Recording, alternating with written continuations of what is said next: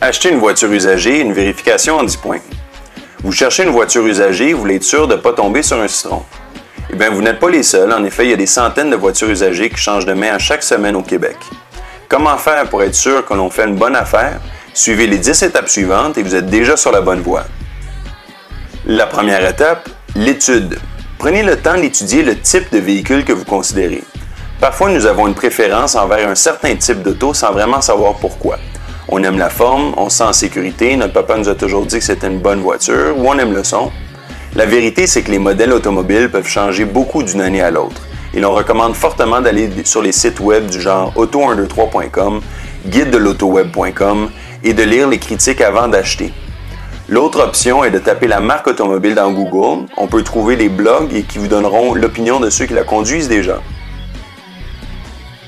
Le deuxième point, le kilométrage. Le kilométrage donne souvent une idée de l'usure générale des pièces d'une voiture usagée.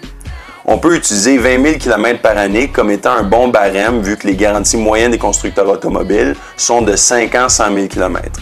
Donc si nous sommes en 2010 et que vous achetez une Honda Civic 2001, vous pouvez vous attendre à ce qu'elle ait environ 180 000 km à plus ou moins 10 %.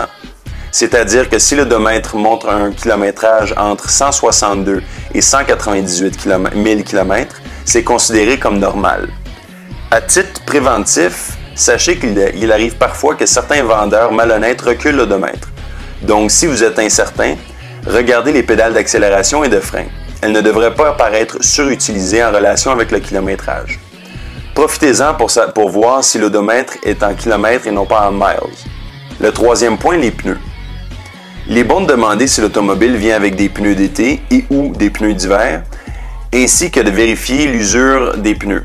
On peut vérifier l'usure en comparant la profondeur des rainures en eau témoin qui se trouvent à l'intérieur des rainures. Donc, à titre d'information, plusieurs assureurs considèrent un pneu inadéquat si les rainures sont à moins de 1,6 mm de profondeur.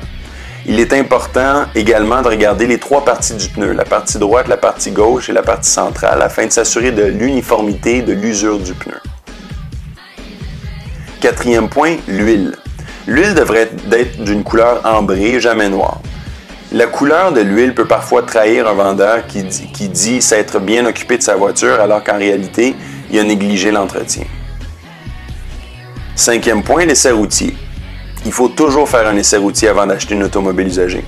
Ça peut paraître évident, mais parfois on retrouve des vendeurs qui refusent de faire des essais routiers sous différents prétextes. Les plaques ne sont pas renouvelées, l'assurance ne sont pas renouvelées ou n'a jamais prêté l'auto à personne. En fait, toutes les excuses sont bonnes pour ces malhonnêtes qui veulent se débarrasser de leur sac à problème.